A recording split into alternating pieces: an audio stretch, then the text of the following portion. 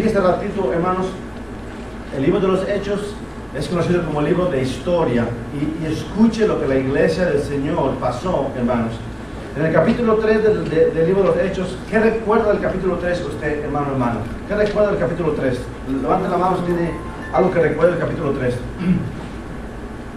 ¿Qué recuerda del capítulo 3? ¿Perdón? Pedro le dijo que se convirtiera de sus malos caminos. Exactamente, eso es algo que recalcó en el capítulo 3, ¿verdad que sí?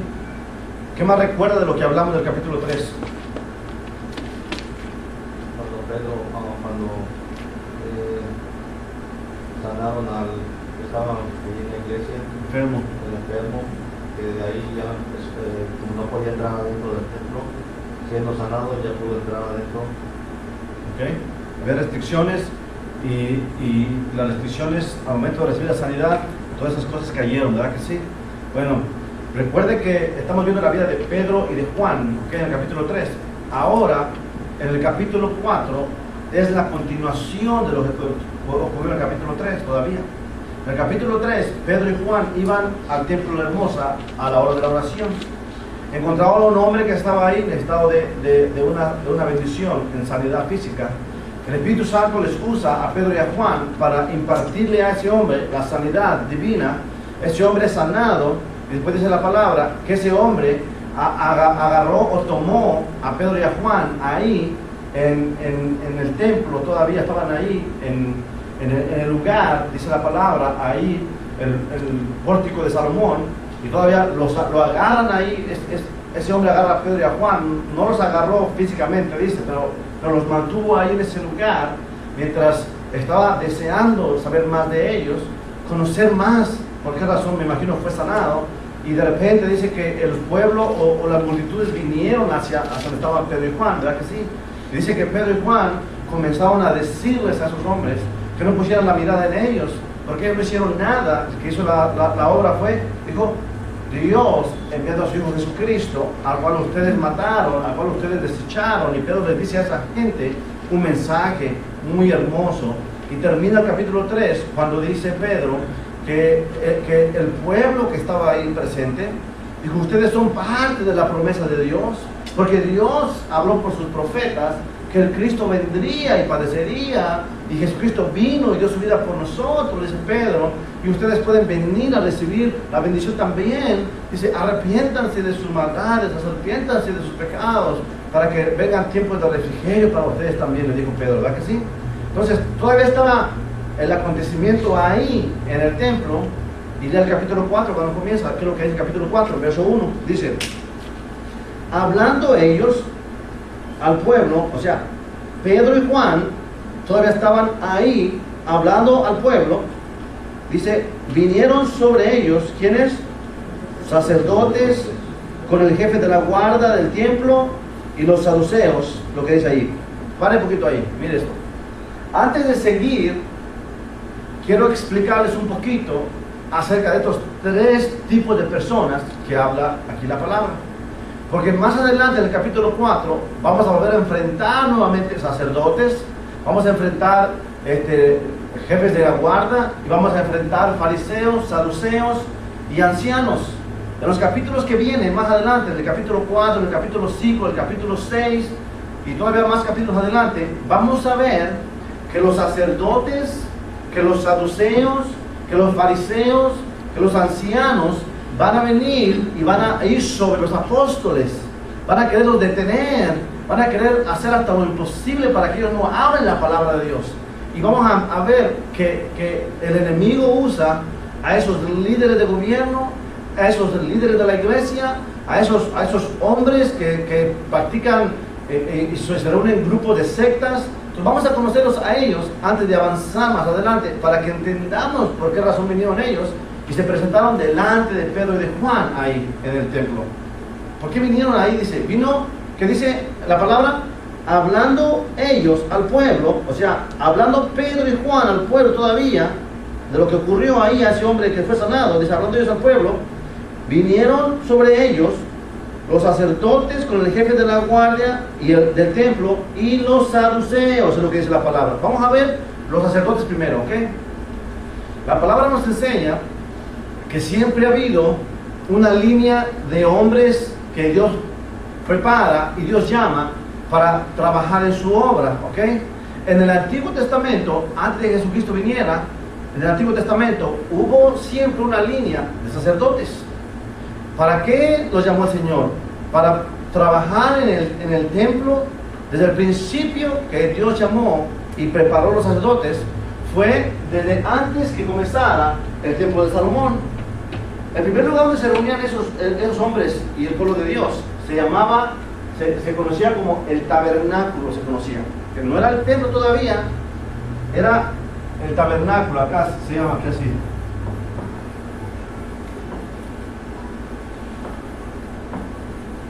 Tabernáculo.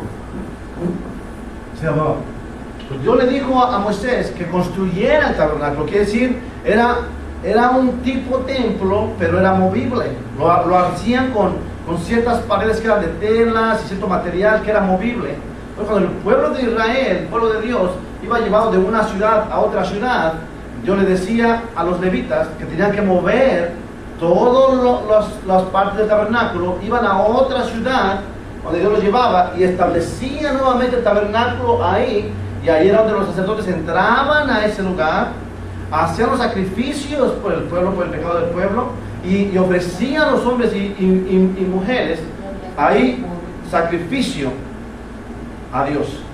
Entonces Dios, cuando iba el pueblo de un lugar a otro lugar, así fue como el pueblo adoraba a Dios. Donde quiera que llegaban y se establecían en las ciudades, preparaban el tabernáculo del Señor, ahí lo ponían, el lugar donde hacían los sacrificios, los holocaustos, sacrificaban los animalitos, el sacerdote entraba, también era de la misma manera el tabernáculo. ¿Cuál? Tenía tres partes iguales, como los templos. Entonces, desde el principio fue el tabernáculo. Después de ahí fue el primer templo de Salomón, segundo templo y tercer templo. Pero siempre ha habido sacerdotes. En el Antiguo Testamento siempre hubo. Dios buscaba a esos hombres, los llamaba con propósito. ¿Cuál es el propósito de ellos? Miren, las responsabilidades de los sacerdotes, y hoy en día podemos ver las responsabilidades en muchos lugares, que cuando alguien dice un sacerdote, la responsabilidad que ellos tenían eran dos. Se amplían más cada una de ellas, pero eran dos responsabilidades únicamente. ¿Cuál? La primera, ¿cuál era esa?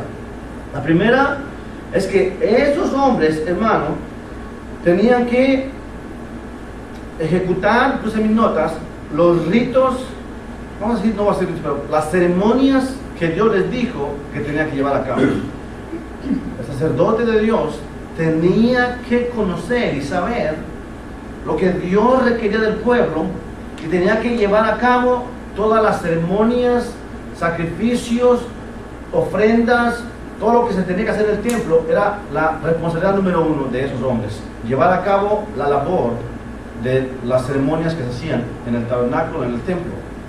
La segunda cosa que hacían ellos, que era su responsabilidad también de ellos, era que ellos tenían que tener una comunión íntima con Dios, con la deidad.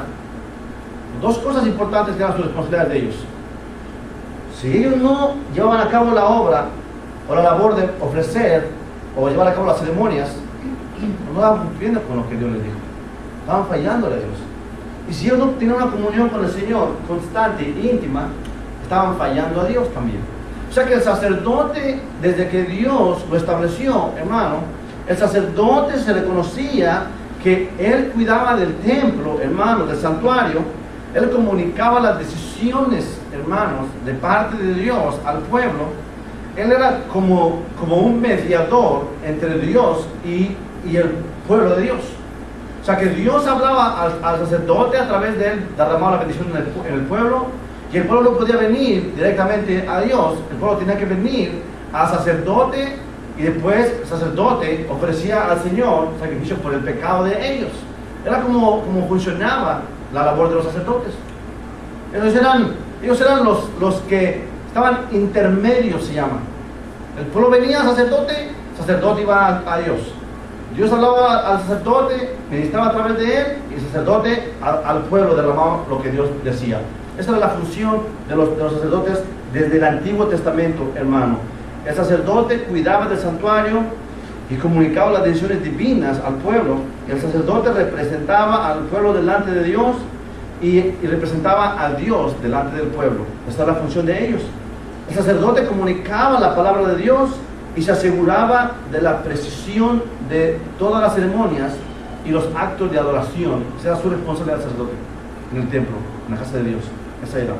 Entonces, si usted va conmigo al libro de Éxodo, ahí ve el capítulo 28, ahí va a ver, o pongan sus notas, el sacerdote, hermano, que Dios estableció en el Antiguo Testamento, primer hombre que llamó el Señor, es Aarón. ¿Ha escuchado usted de él? Es el hermano de Moisés.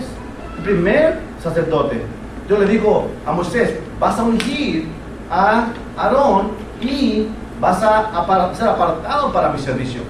No solamente a Aarón, también Dios dijo que a los hijos de Aarón iban a ser también sus sacerdotes. Era la descendencia de Aarón, eran los llamados para ser los sacerdotes delante de la presencia de Dios. Entonces, note esto, hermano, ¿ok? En el Antiguo Testamento siempre había un hombre en el templo que Dios levantaba como sacerdote para ministrar. Entonces, los hijos de Aarón, hermanos, ellos sirvieron y preparaban al pueblo aquí en el altar, y Aarón, como sumo sacerdote, que era un sacerdote mayor, entraba al lugar santísimo, ofrecía el sacrificio, y esa era la responsabilidad y la labor de él. Así fue como caminó el pueblo de Dios. Tenía sacerdotes y tenía sumos sacerdotes, o sea, de un nivel más alto. Ellos entraban al lugar santísimo una vez al año a ofrecer sacrificio por el pecado del pueblo de Dios. Entonces tenemos sacerdotes y sumos sacerdotes. Entonces aquí encontramos un problema. ¿Cuál? Note esto. En el Nuevo Testamento, cuando Jesús viene, ¿quiénes perseguían mayormente a Jesús? Si usted recuerda la historia, lo perseguían los líderes religiosos, que eran los sacerdotes. Lo perseguían los fariseos, los saduceos. Lo perseguían los líderes de gobierno. Se oponían. ¿Por qué? Vamos a entrar en el por qué. Porque cuando Jesús viene, escúcheme, el Antiguo Testamento, una línea de sacerdotes para servir al Señor en el templo, ¿verdad que sí? Quiere decir que ellos se presentaban como mediador delante del pueblo hacia Dios y delante de Dios hacia el pueblo. Entonces, ellos ofrecían, sacerdotes en el Antiguo Testamento, ofrecían sacrificio a Dios para el perdón del pecado del pueblo, y Dios descendía en el templo y quemaba el sacrificio y se agradaba de la ofrenda que le hicieron, y el pueblo era perdonado de sus pecados. Aquí Jesús viene en el Nuevo Testamento, y Jesús se declara él mismo como la ofrenda por el pecado. Quiere decir que Jesús proclamaba que Él era el enviado, que Él era el Mesías, y Jesús lo vemos en el Nuevo Testamento, el mediador. Ya no es los sacerdotes, ahora es Jesús, es Dios a través de Jesús, el mediador, y la humanidad. Pues ahora la humanidad viene a Dios a través de Jesús. Ya no es como en el Antiguo Testamento. Eso se llama el nuevo pacto. Ahora Jesús, hermano, lo conocemos nosotros, Él se presenta como el cumplimiento del sistema sacerdotal del Antiguo Testamento, y se presenta como el mediador del nuevo pacto. Es lo que vemos a Jesús. Entonces Cristo ofrece un sacrificio, no como el que ofrecían antes los sacerdotes, para limpiar el pecado. Jesús se ofreció Él mismo un sacrificio perfecto para limpiar el pecado, no solamente limpiarlo, sino borrarlo de toda la humanidad. Esa es la palabra. Entonces, Él es el mediador entre Dios y los hombres. Él es el sacrificio perfecto por el pecado, y Él es el cumplimiento del pacto antiguo, ahora Él es el pacto nuevo. Antes de venir a Dios era a través de sacrificios y ceremonias que Dios estableció. Ahora en Jesús venimos a Dios a través de Jesucristo, hermanos. Entonces, ¿por qué los sacerdotes vinieron ese día ahí con Pedro y Juan? ¿Por qué? Porque se sentían amenazados.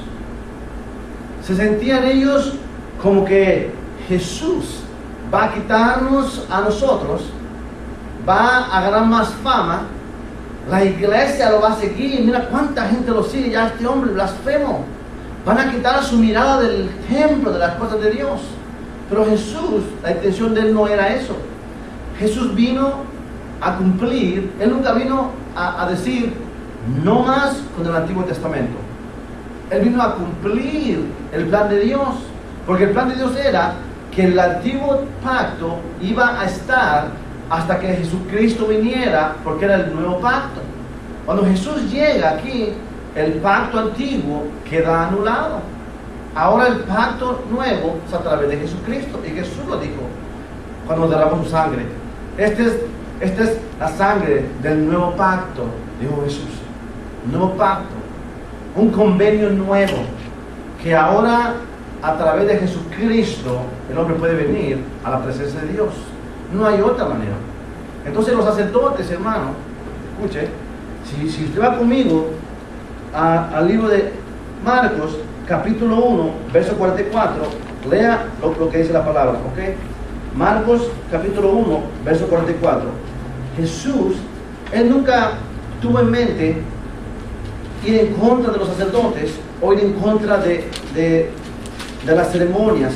Él cumplió todas esas cosas. Y mira lo que dice Jesús aquí, Marcos 1, verso 44. ¿Qué ocurrió ahí, hermano? Mira lo que dice aquí. Lo que ocurrió es que Jesús sanó a un hombre que estaba leproso, hermano. Un hombre leproso. Verso 40 voy a leer. Marcos 1, verso 40. Vino a él, o sea, a Jesús, un leproso, rogándole en cada la rodilla, le dijo, si quieres, puedes limpiarme. Y Jesús, teniendo misericordia de él, extendió la mano y le tocó y le dijo, quiero ser limpio. Verso 42. Y así que él hubo hablado, al instante la lepra se fue de aquel y quedó limpio. Entonces le encargó rigurosamente y le despidió luego. Y le dijo, mira, no digas a nadie nada, sino ve, muéstrate al sacerdote y ofrece por tu purificación lo que Moisés mandó para testimonio a ellos. Es lo que dijo. ¿Qué dijo Jesús aquí, hermano?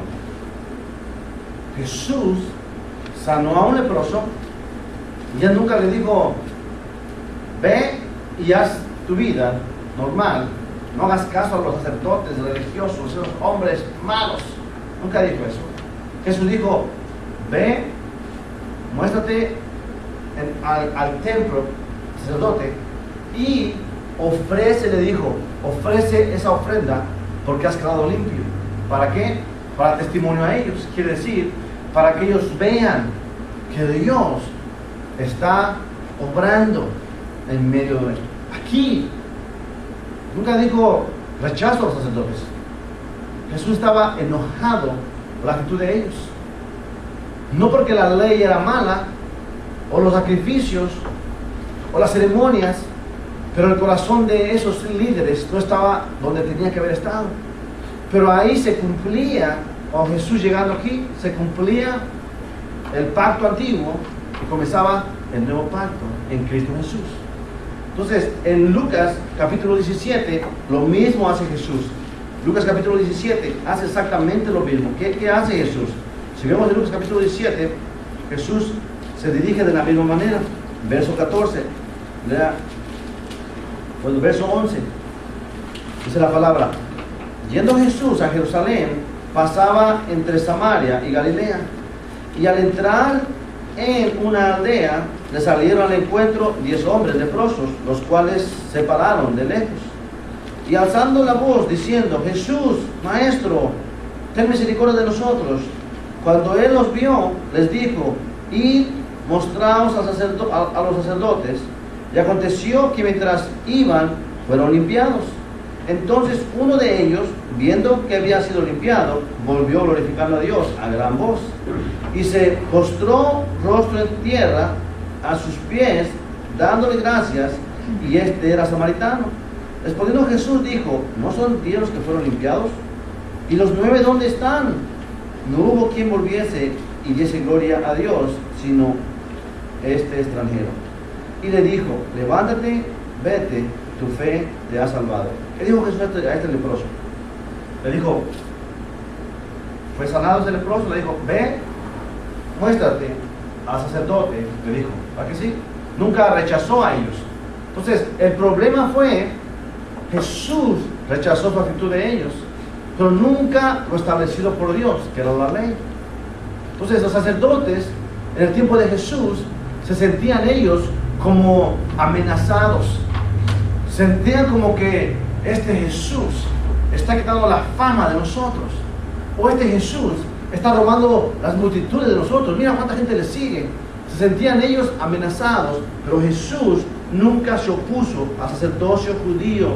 Ellos se sintieron amenazados y rechazaron a Jesús, persiguieron a Jesús, despreciaron a Jesús, pero Jesús buscó cumplir la ley. Entonces, el primer grupo lo hemos escuchado. ¿Cuál? Sacerdotes. ¿Cuál era su función? ¿Qué hacían ellos?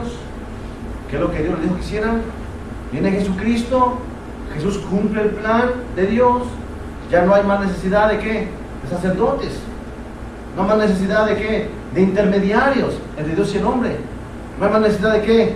De sacerdotes que digan a uno: ven, habla conmigo, confiesa tus pecados y te voy a decir que vayas a hacer ciertos rosarios para que sean tus pecados perdonados. No hay más necesidad de eso. Ahora Jesús vino, cumplió el plan completo de Dios y quedó automáticamente el pacto antiguo, hermano, quedó cumplido en Cristo, y ahora un pacto nuevo en Cristo, que el hombre y la mujer puede venir delante de Dios directamente a la presencia de Dios a través de Jesucristo, hermanos. Jesucristo. ¿Qué tan sencillo es eso, hermano? Sacerdotes hoy en día siguen practicando las mismas cosas del Antiguo Testamento. ¿Por qué? Porque no han entendido que Jesucristo vino a cumplir el pacto, cumplió la ley y estableció un nuevo pacto, dice la palabra. Entonces, vemos los sacerdotes ya, porque estaban ellos enojados con los apóstoles. Vieron los apóstoles predicando ahí en el templo, se daban a un hombre ahí y vinieron rápido, imagino. Mira esos hombres hablando de Jesús, vamos a detenerlos. Pero vamos al siguiente grupo. ¿Cuál era el siguiente grupo que menciona la palabra? ¿Cuál es el grupo siguiente? Fariseos, saduceos. No, aquí en el capítulo 4, verso 1. Hablando ellos al pueblo, vinieron sobre ellos los sacerdotes. ¿Con quién? Con el jefe de la guardia del templo y los saduceos. El segundo grupo habla del jefe de la guardia del templo. Vamos a hablar de ese hombre. ¿Cuál? El jefe de la guardia del templo, mis hermanos, déjenme decirle, es como si nosotros dijéramos, es como uno de los líderes de la policía que guardan el orden de las ciudades.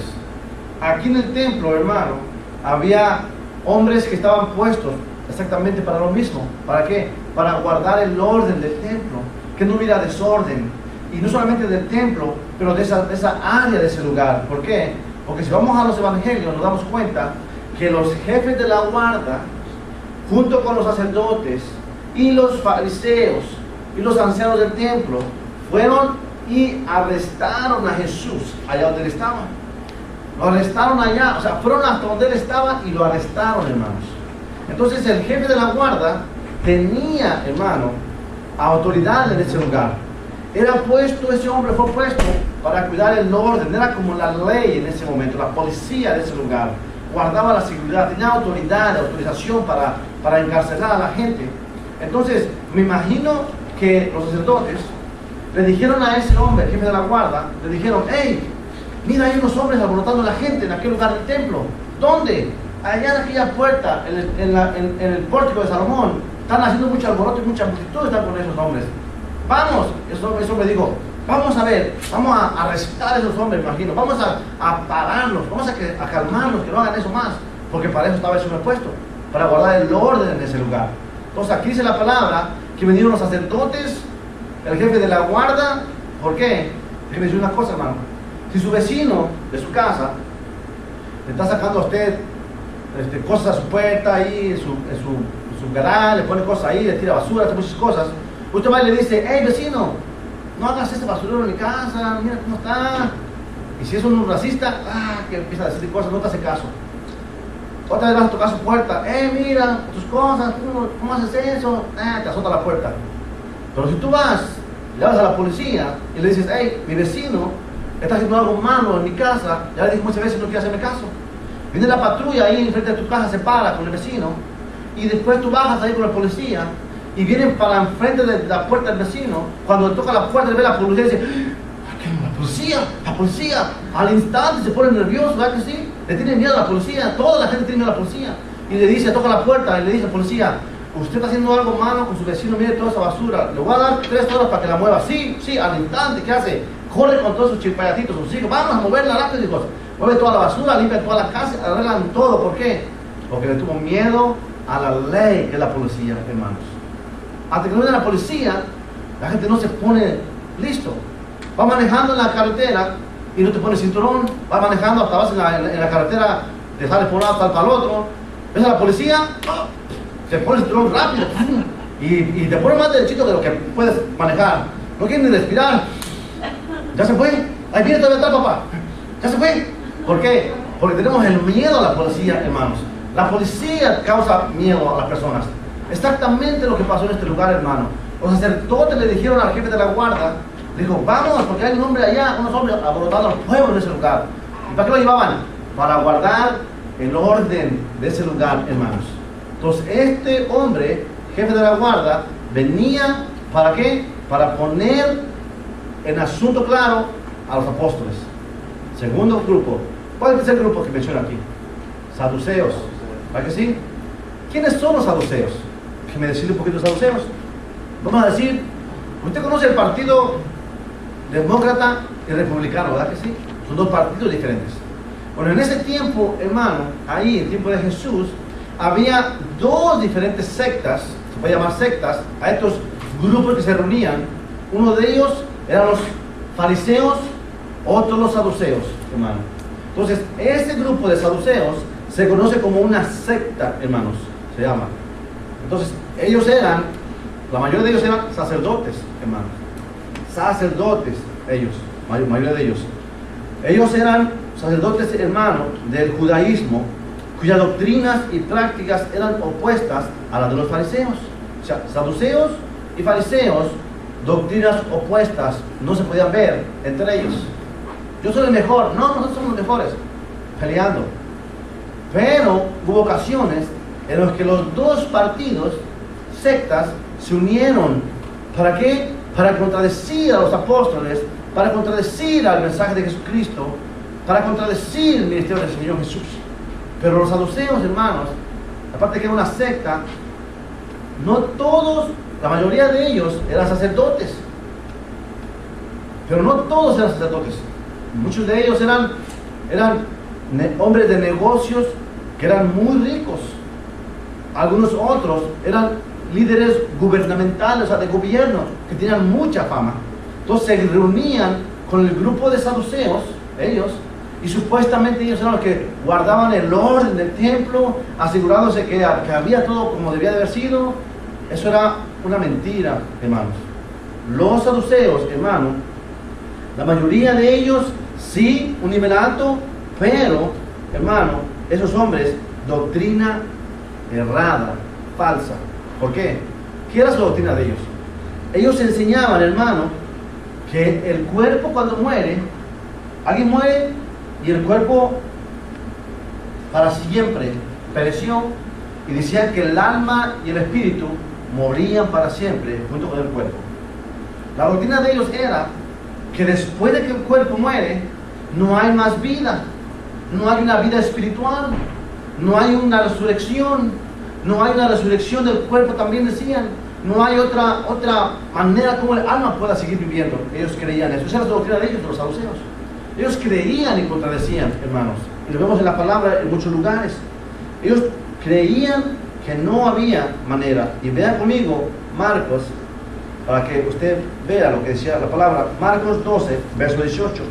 Marcos 12, verso 18. Mira conmigo. Marcos 12, verso 18. ¿Qué es lo que dice la palabra? Ahí nos damos cuenta de la doctrina de esos hombres. Mira esto. Al mismo Jesús le preguntan estos hombres. Verso 18. Dice esto. Entonces vinieron a él, ¿quiénes? Los saduceos, que dicen que no hay ¿qué? Resurrección. ¿Qué querían ellos? Que no había resurrección.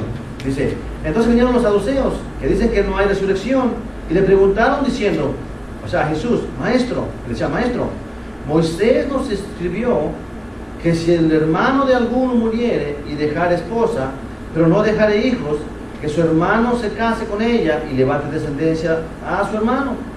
Hubo 7 hermanos, el primero tomó esposa y murió sin dejar descendencia. Y el segundo se casó con ella y murió y tampoco dejó descendencia. Y el tercero de la misma manera, y así los 7, y no dejaron descendencia. Y después de todos murió también la mujer. En la resurrección, pues, cuando resuciten, ¿de cuál de ellos será ella mujer? Ya que las 7 lo tuvieron por mujer. O sea, la pregunta que le dicen a Jesús era para cacharlo, para tentarlo, para decir, a ver qué nos dice este maestro. Porque la ley de Moisés dice, le dicen, pero a ver qué nos dice esta pregunta tan difícil, que ¿de quién va a ser mujer si los 7 resucitan allá? Si es verdad que pasa eso. Entonces mira lo que dice Jesús. Verso 22. Así los 7 y no dejaron descendencia, y después de todo murió también la mujer. Verso 23. En la resurrección, pues, dicen ellos, cuando resuciten, la pregunta ahí simplemente pregunta, ¿de cuál de ellos será ella mujer? Ya que los 7 la tuvieron por mujer. Entonces respondiendo Jesús les dijo, no erráis esto porque ignoráis las escrituras y el poder de Dios. Porque cuando resuciten de los muertos, ni se casarán ni se darán en casamiento, sino serán como los ángeles que están en los cielos. Pero respecto a que los muertos resuciten, ¿no habéis leído en el libro de Moisés como les habló Dios en la zarza, diciendo, yo soy el Dios de Abraham, el Dios de Isaac, el Dios de Jacob? Dios no es Dios de muertos, sino Dios de vivos. Así que vosotros muchos erráis, lo que dice Jesús, como diciendo, ignoran ustedes la verdad porque no saben la palabra de Dios verdaderamente. En la resurrección, diciendo, van a resucitar, pero cuando resuciten, dice, van a ser como los ángeles del cielo, ni se casarán, ni se harán el casamiento, lo que dice. Pero entendemos que los saduceos practicaban que no había vida después de la muerte. No creían en la resurrección del alma. No creían en que había un mediador espiritual entre Dios y el hombre. No creían eso ellos. Mira el libro de los Hechos, capítulo 23. Libro de los Hechos, capítulo 23. Verso 8. Tenemos...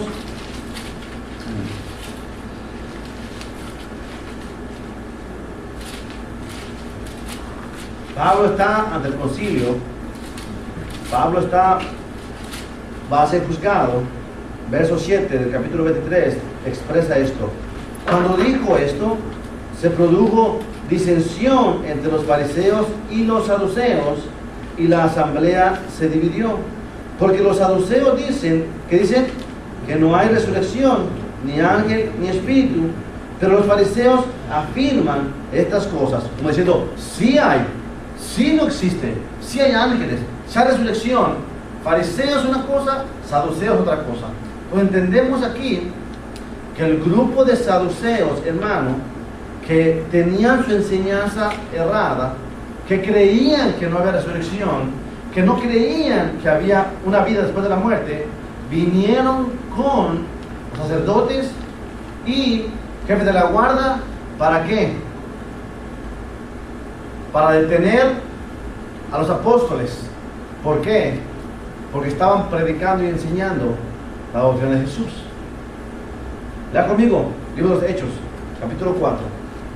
Recuerde, hermano, estamos leyendo la historia de la vida de los apóstoles. Tenemos que leer y entender lo que estamos leyendo, no solamente leer por leer. Entonces, lea conmigo, capítulo 4, verso 1. Lea conmigo.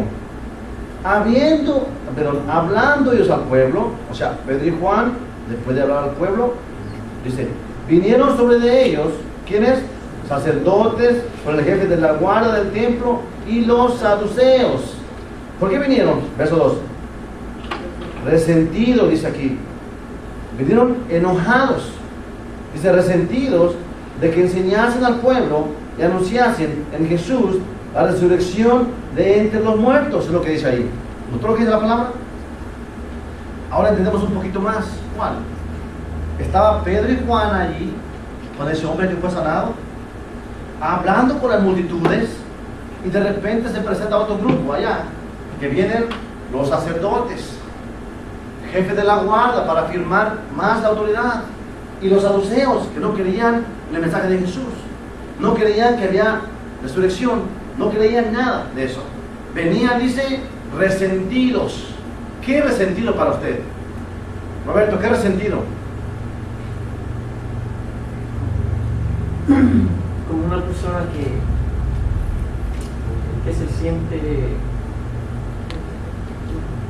un poco apartada, o por algo que ha acontecido. Bueno, resentido puede ser que se siente apartada por lo que aconteció. Alguien, otra cosa, ¿qué quiere decir con esa acción que venían resentidos ellos?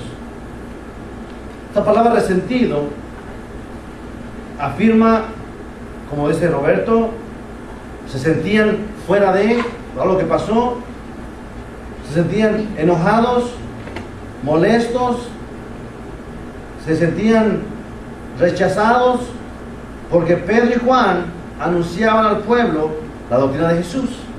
Entonces venían ellos y venían furiosos. Imagínense, como diciendo, ¿qué se creen estos? Aquí está el templo, aquí está la presencia de Dios, somos los sacerdotes nosotros, soy el jefe de la guardia, nosotros somos los saduceos, es mentira lo que predican ellos, y acá está, aquí, la puerta del pórtico de Salomón, acá están los apóstoles predicando al pueblo. Entonces llegan enojados ahí con ellos y les dicen, ¿qué se creen ustedes? Vean el verso siguiente, verso 3. Y les echaron mano y los pusieron en la cárcel hasta el día siguiente, porque era ya tarde, hermano. ¿Qué quiere decir eso? Si vamos detalladamente, como estamos leyendo, esos hombres tuvieron envidia y coraje de Pedro y Juan, porque estaban llamando muchas multitudes a seguirlos a ellos. Estaban hablándole a la gente el mensaje de Jesucristo, y como los sacerdotes, hermano, y los fariseos y los saduceos y los jefes de la guardia arrestaron a Jesús antes, lo llevaron y lo latiguearon, lo escupieron, lo golpearon, hicieron con él como estaba escrito, y finalmente lo crucificaron. Y estos hombres mismos, sacerdotes, saduceos, jefes de la guardia, ancianos mismos, decían, ¿cómo es posible que estos hombres hablen de tal Jesús que nosotros los matamos porque era blasfemo? Estos hombres están predicando del Jesús que crucificamos, que lo llevamos a la muerte porque era blasfemo, y están predicando aquí en el templo. ¿Cómo es posible? Y dice que los llevaron arrestados porque tenían la autoridad y los metieron en la cárcel, hermano. Estaban molestos esos hombres, enojados estaban esos hombres. Vaya conmigo al libro de Juan, capítulo 22. Juan capítulo 22. Enojados estaban, hombres. ¿Lo tienes ahí? Juan, capítulo, déjame ver, 20, perdón. Arresto de Jesús, ¿dónde está? 18.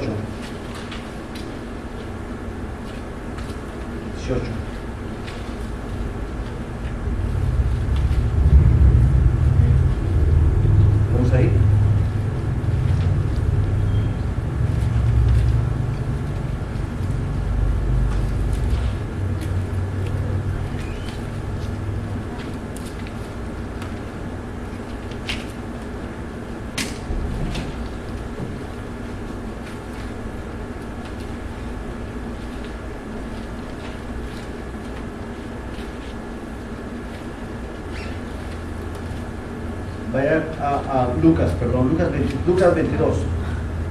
Lo explica más detalladamente el arresto. Lucas 22, verso 47. Note lo que es la palabra. Lucas 22, verso 47. Va a ver en detalle lo que pasó ahí. Jesús estaba con sus discípulos, estuvo orando en Getsemaní. Lo tenemos, 22:47. Amén. Lo que dice la palabra. Mientras él aún hablaba, o sea, Jesús con sus discípulos, se presentó una turba, y el que se llamaba Judas, uno de los 12, iba al frente de ellos y se acercó hasta Jesús para besarle. Verso 48. Entonces Jesús le dijo: Judas, ¿con un beso entregas al Hijo del Hombre? Viendo los que estaban con él lo que había de acontecer, le dijeron: Señor, herimos a espada, y a uno de ellos hirió un siervo del sumo sacerdote y le cortó la oreja derecha. Entonces respondiendo Jesús dijo: basta ya, dejad. Y tocando su oreja le sanó. Y Jesús dijo: ¿a quiénes? A los principales sacerdotes, a los jefes de la guardia del templo y a los ancianos que habían venido contra él. ¿Quién estaba ahí para arrestarle? Sacerdotes, jefes de la guardia del templo y los ancianos. Eran los saduceos. ¿Qué estaban haciendo ahí? Arrestando a Jesús. ¿Recuerdan la historia? Lo matamos. ¿Y por qué están aquí predicando estos? Aquí. Entonces, ¿quiénes verdaderamente formaron parte de que Jesucristo fuera arrestado y crucificado? Vamos a un ejemplo. En el templo tenían que estar ¿quiénes? Sacerdotes aquí, hermanos, en el templo, la casa del Señor. Tenían que estar jefes de la guardia del templo, haciendo su labor. ¿Pero qué andaban haciendo a la hora de la madrugada? Buscando a Jesús para arrestarlo. ¿Qué no tenían que hacerlo los de afuera, los del pueblo, los malhechores, o ponle los de la policía de la ciudad de otro lado? ¿No tenían que hacer ellos algo como Pilato y sus soldados? ¿Hacerlo ellos? ¿Llevarlo a arrestado a Jesús? Pero esa es la palabra que ¿quiénes estaban ahí para arrestarlo? Sacerdotes, los de la iglesia, los guardas del templo y los ancianos. Esa es la palabra ahí. Lo llevaron a la casa del sumo sacerdote primero y lo golpearon y lo golpearon ahí en la casa del sumo sacerdote, y después de ahí lo llevaron ya allá con Pilato, allá para que le tomaran, ahora sí como que dice, la ley. Y Pilato le dice: pero si yo le encuentro culpa en este hombre, le dicen ellos, es un blasfemo. Pilato lo interroga, le dice: ¿eres tú? Tú lo dices. Y le pregunta, y Pilato dice: yo no hallo ningún mal en este hombre. Y Pilato lo envía a Herodes, y Herodes lo interroga y le dice: quiero saber quién es ese Jesús, me han dicho mucho de él. Interroga a Jesús Herodes y lo regresa nuevamente a Pilato porque no encontró culpa en él. Y Pilato le dice al pueblo: voy a soltarlo porque no hay culpa en él. Y los sacerdotes y los ancianos y los líderes de ahí dicen: no. Y dice él: ¿a quién le suelto? Dice Pilato: ¿a Jesús el Cristo o a Barrabás?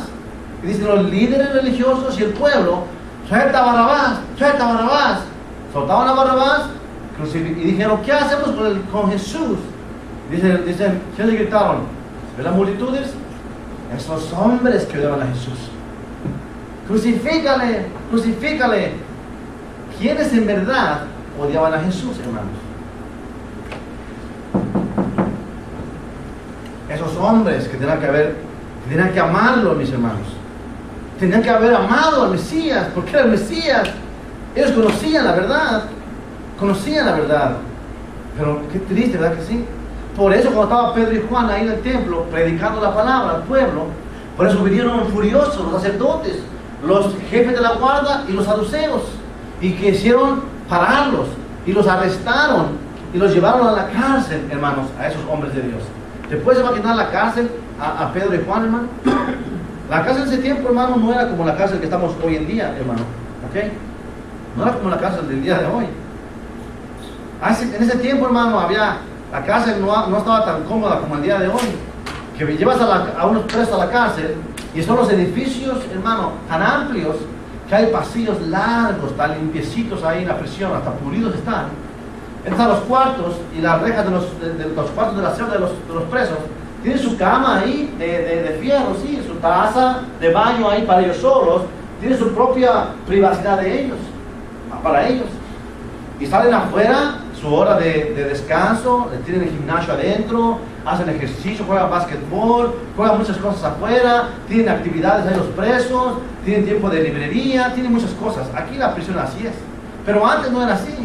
Antes no era tan cómoda como hoy, que hay aire acondicionado, que entras adentro y está el aire acondicionado, afuera está un calorón, y adentro está el aire acondicionado, todos los presos están adentro, hasta sin playera, ahí, tranquilos, los presos. Bueno, encerrados sí, pero cómodos. Antes la cárcel no era así, antes eran cárceles, hermanos, feas cárceles del tiempo de los apóstoles. Ellos estuvieron en la cárcel ahí, Pedro y Juan, hermano, por predicar el evangelio. Estuvieron ahí encerrados, hermano, toda una noche hasta el día siguiente. Las cárceles, hermano, de ese tiempo eran cárceles feas, sin nada de pisito. Imagino ahí eran feas. No había que lámparas como estas, no, habían antorchas, me imagino, antorchas ahí de una lumbrecita para alumbrar todo. Había, me imagino, no sé cómo eran, pero no eran bonitas para estar ahí. Los apóstoles estuvieron en esa noche en la cárcel. No solamente eso, hermano. ¿Saben qué es lo bonito de esta enseñanza, hermano? Lea conmigo el versículo siguiente, ahí, libro de los Hechos. Lea conmigo, capítulo 4. Entiende lo que estamos leyendo, hermano. Eso es lo que tienes que aprender. Cómo leemos la palabra y cómo la estudiamos, ¿ok? Verso 3. Y les echaron mano y los pusieron en la cárcel hasta el día siguiente, porque era ya tarde. Note esto. Pero, este pero abarca mucho, hermano. Dice, pero, o sea, este pero quiere decir, a pesar de todo lo que pasó. Dice, pero muchos de los que habían oído la palabra creyeron, y el número de los varones era como 5,000 personas, hermano. ¿Qué quiere decir eso? Aquí está narrando Lucas, el libro de los Hechos, y dice, vinieron los jefes de la guardia, los sacerdotes, los saduceos, agarraron a Pedro y a Juan, los metieron en la cárcel ahí por toda la noche. Pero, hermanos, escuchen lo hermoso que pasó. ¿Qué pasó? Que desde toda la predicación que Pedro y Juan dieron ahí en el templo, ahí hablaron de Jesús, y cuando ese hombre fue sanado, todos quedaron maravillados. Y Pedro les dijo que no fue por ellos, sino fue por Dios, por Jesús. Dice la palabra, cuando muchos de los que escucharon ese mensaje se arrepintieron y vinieron a ¿qué?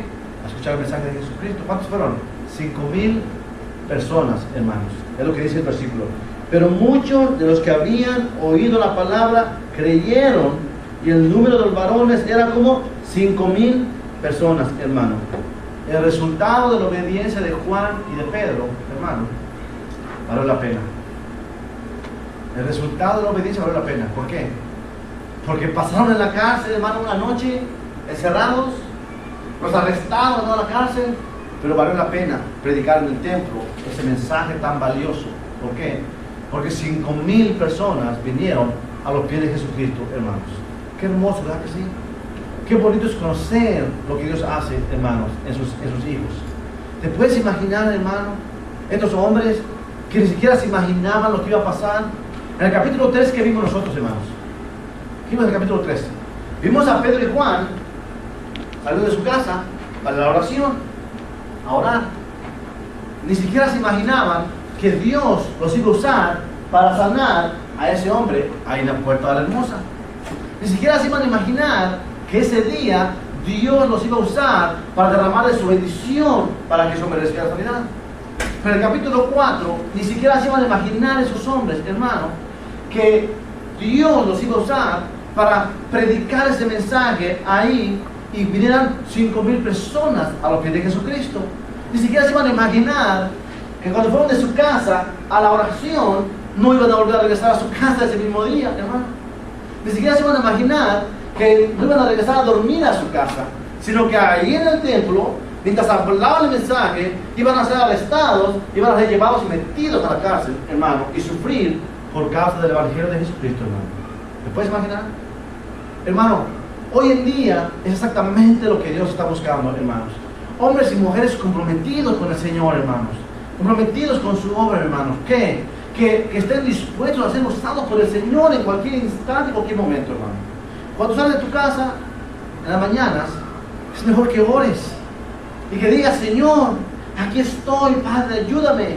Que este día sea un día de victoria, Señor. Que lo que voy a hacer el día de hoy sea un día que haga una revolución del reino espiritual y que me uses como un instrumento tuyo. Mujeres, oren mujeres en la mañana al salir de su casa.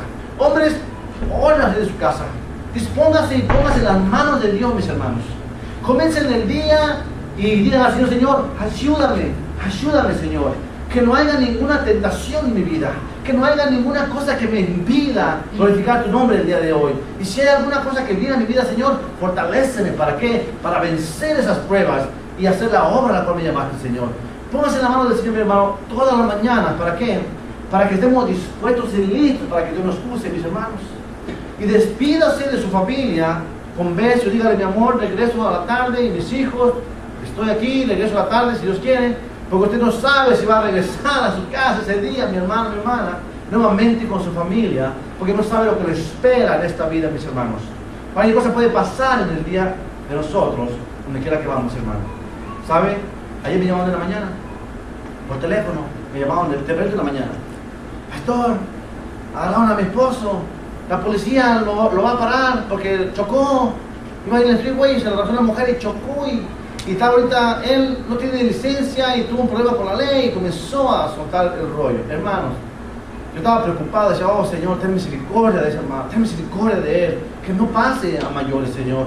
Le van a quitar su camioneta porque no tiene licencia, le van a hacer esto porque no tiene cómo identificarse. Comencé a orar en ese momento, Señor, ten misericordia de esta familia, ten misericordia, Señor. Haz algo para que la policía no lo lleve, no le quiten la camioneta que es de su trabajo. Haz algo para que su vida sea tocada en este día, hermano. Y a mi mente vino rápidamente. Habla a alguien que tenga licencia, que vaya por la camioneta ahorita.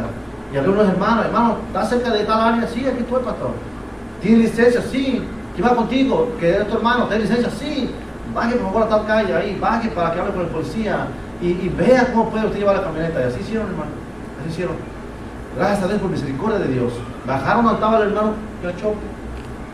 Hablaron con el policía porque hablan inglés. Y se identificaron como parte de la iglesia. Y estamos aquí para ayudar. Y dijo el policía, él no puede manejar, usted va a tener que manejar porque tiene licencia. Vamos a hacer el ticket, hermano. Le dio un ticket por no licencia, sí, pero lo dejaron ir así, hermano. ¿Sabe? Uno no sabe qué va a enfrentar, hermano. Él salió de su casa imaginándose que iba a trabajar y regresaba, pero no sabía lo que le esperaba, mis hermanos. No sabía qué le esperaba en el camino. Por eso les digo, tenemos que ser el instrumento de Dios y disponernos en todo tiempo, mis hermanos. Porque no sabemos si regresamos, no sabemos qué nos acontece. Estos hombres no supieron lo que les acontecía, pero lo hermoso de la palabra es que Dios les usó, mis hermanos, a estos hombres grandemente. Hubo sanidad a ese hombre. Después en el mensaje 5,000 vino los pies de Jesucristo. Fueron a la cárcel ese día, pero hay bendición, hay noticia para usted en la palabra para la siguiente semana. No se la pierda, hermano, la siguiente semana. Hay noticias de lo que Dios hace a través de los cielos, mis hermanos. Pues quiero decir, mis hermanos, es lo que Dios busca el día de hoy, hombres y mujeres, que estemos dispuestos a hacer la obra del Señor, hermanos, en todo momento, en todo tiempo. No se callen, mis hermanos. Hablemos de Jesucristo, hablemos de la obra de Jesucristo, hablemos de lo que Dios hace, hablemos de lo que Jesucristo hizo, hablemos de las maravillas de Dios donde quiera que vamos, porque Dios es lo que espera que nosotros presentemos como instrumento de Dios para hacer su voluntad, mis hermanos. Amén. Para hacer su voluntad. ¿Está listo, mi hermano? ¿Mi hermano? ¿Está listo? No solamente cuando se acuerda, quiere testificar del Señor. No solamente cuando ahí alguien se lo encuentra, le dice, ¿usted va a la iglesia? Oh, sí, sí, voy a la iglesia. Gloria a Dios, hermano, mira, gloria a Dios. pues no le preguntan, usted no dice nada, como que usted nunca va a la iglesia y actúa como que no va a una iglesia, actúa como que es de del otro, como que es del mundo por allá. Así es, mi hermano, tengan cuidado, hermano. Usted y yo somos llamados para identificarnos como los seguidores de Jesús. Que toda la gente nos vea a nosotros, así como veía a quienes, a Pedro y a Juan. Que lo veían como, mira esos hombres. Así que lo vea la gente, mis hermanos. Amén. Exactamente así. Como hombres y mujeres de Dios. Eso es lo importante, hermano. Cuando usted está, yo no estoy. Cuando yo estoy, usted no está. Pero nosotros estamos, está Dios. Él lo mira. Está en Facebook, Dios lo mira. Está en internet, Dios lo mira. Está en otro lugar, Dios lo mira. Donde quiera que está usted, Dios lo mira. Dios nos mira, mis hermanos. Amén. Pues tenemos nosotros que esforzarnos por obedecer, honrar al Señor, mis hermanos. Gloria a Dios. ¿Quién es el rostro para